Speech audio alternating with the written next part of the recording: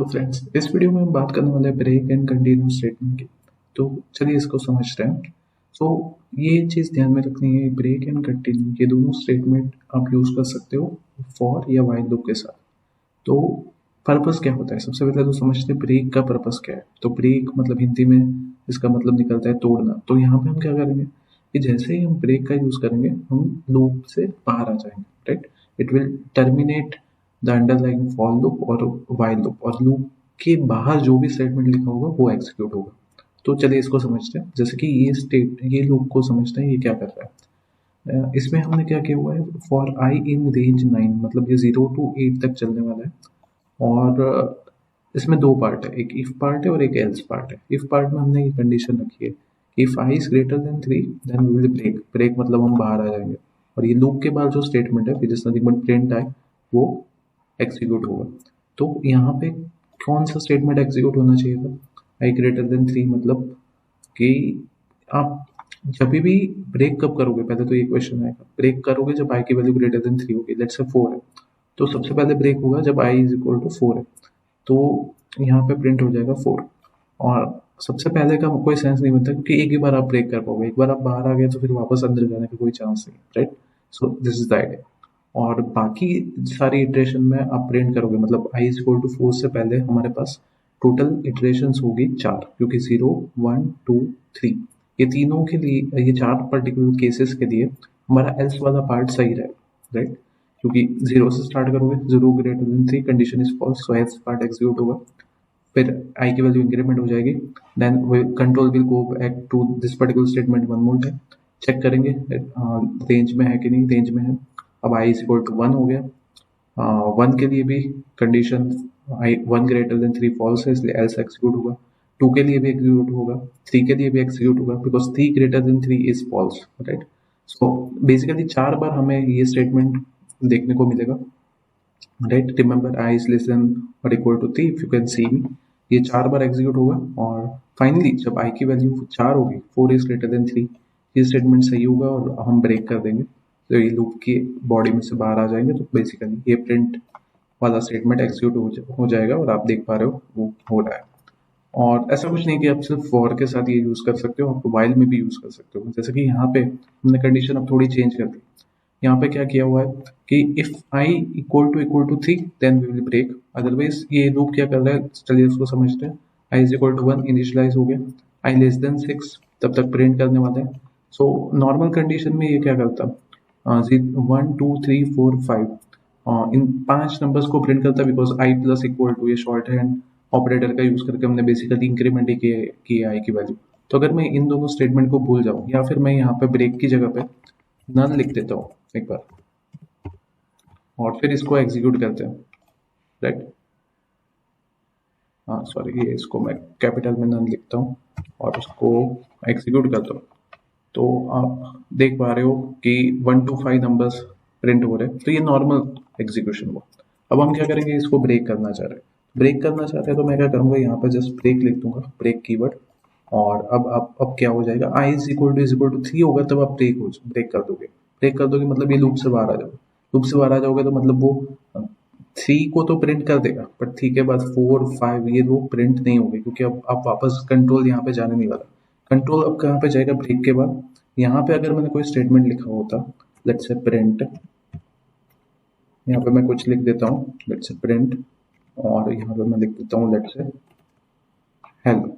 तो इसमें अब आउटपुट क्या आना चाहिए, 1 2 3, और फिर आपने एग्जिट कर दिया है ये व्हाइल लूप को, तो एक बार हेलो आना चाहिए, राइट। सो आ रहा है। अब ब्रेक से बिल्कुल उल्टा काम करता है कंटिन्यू। कंटिन्यू कर क्या करता है, जैसे नाम ही लिखा हुआ है कंटिन्यू, तो वो कंटिन्यू करेगा इटरेशन।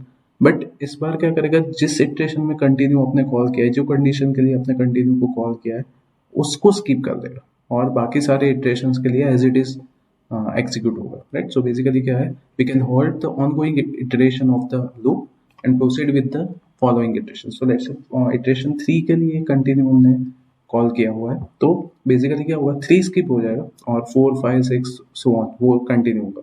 सो इसको समझते हैं। अगर मैं आई इज इक्वल टू 6 कंटिन्यू नहीं लिखता, तो बेसिकली ये प्रोग्राम प्रिंट करता। अगर मैं इन दोनों को कमेंट कर देता हूँ, लेट्स से इसको मैंने कमेंट कर दिया, इसको भी मैंने कमेंट कर दिया, तो अब प्रोग्राम का पर्पस क्या है? प्रिंट करना numbers from 0 to 8 as you can see, right. But अब मैंने क्या किया हुआ है, जब भी i इज इक्वल टू 6 होगा तब हम बोल रहे हैं कि क्या करना है, कंटिन्यू करना है, ठीक है। सो इसका मतलब क्या है? इसका मतलब ये है कि जब भी i की वैल्यू 6 होगी वो इटरेशन में आप प्रिंट तक नहीं पहुंचोगे। कंटिन्यू मतलब इसको ऐसे समझो कि जब भी कंटिन्यू आएगा आप आगे का कुछ एग्जीक्यूट नहीं करोगे, कंट्रोल वापस चला जाएगा फॉर लूप की तरफ, राइट। सो अब कंटिन्यू आ गया तो दैट मीन्स 6 के लिए आप प्रिंट वाला स्टेटमेंट आगे ही नहीं जाओगे। आप क्या करोगे, वापस जाओगे, control will go back to this particular line और अब i की वैल्यू इंक्रीमेंट हो जाएगी, i की वैल्यू 7 हो जाएगी और फिर वो कंटिन्यू करेगा अपना एग्जीक्यूशन। और फिर i की वैल्यू 7 8 वो हो गई तब तो ये कंडीशन भी फॉल्स होगी, तो ये वापस से फिर से ये केस नहीं आएगा, right. In this particular case अब आपने कंडीशन ऐसी लिखी है तो एक से ज्यादा बार भी कंटिन्यू आ सकता है, ऐसा नहीं कि मतलब एक ही बार कंटिन्यू की इफेक्ट आएगी, राइट। सो अब इसको एग्जीक्यूट करके देखते हैं। तो आप देख पा रहे हो 6 स्किप हो गया कि 6 के बाद आपने लिख दिया था कंटिन्यू। कंटिन्यू का मतलब है कि उसको कंटिन्यू मतलब उसके बाद वाले जो स्टेटमेंट्स है वो एग्जीक्यूट नहीं होंगे, कंट्रोल वापस चला जाएगा ये लाइन पे और with incremented value of i। तो नेक्स्ट इटरेशन पे आप कंटिन्यू करोगे। नेक्स्ट जैसे कि आप देख पा रहे हो कि आप व्हाइल के साथ भी कंटिन्यू का यूज कर सकते हैं।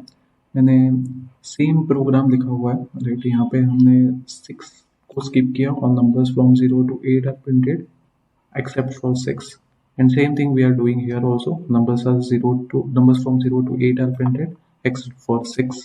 so कैसे किया इसको, i is equal to -1 से स्टार्ट किया, while i is less than 8 we are going to increment i by 1, right। so यहाँ पे i को i plus 1 कर दिया and if i is equal to 6 then we will continue। तो इसमें क्या हो जाएगा, जब भी i की वैल्यू 6 होगी तब आप आई नेक्स्ट इटरेशन में जाओगे, तो नेक्स्ट इटरेशन में क्या हो जाएगा, आई की वैल्यू 7 हो जाएगी, 8 हो जाएगी, 7 के लिए प्रिंट होगा फाइनली 8 लेस देन 8, ये कंडीशन आपकी फॉल्स होगी और तब आप लूप के बाहर आ जाओगे, राइट।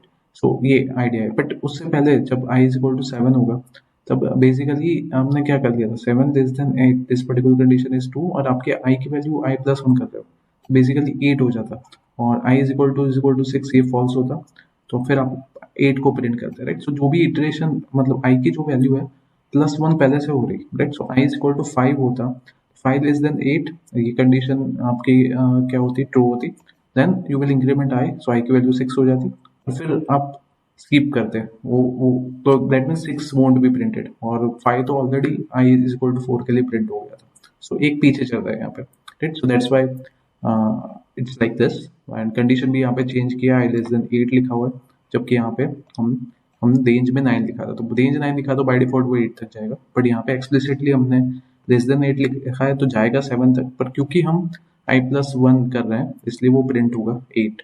और ये भी एक रीजन, और दूसरा एक रीजन समझने की जरूरत है कि क्यों ये i is equal to i plus 1 यहाँ लिखा है।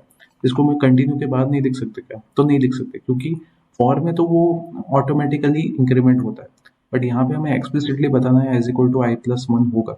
तो अगर आप उसको यहाँ पे नहीं लिख के कंटिन्यू के बाद लिख रहे हो तो वो दिक्कत करेगा, आप एक बार कोशिश करना, राइट, आपको एरर मिलेगी। Okay, thank you.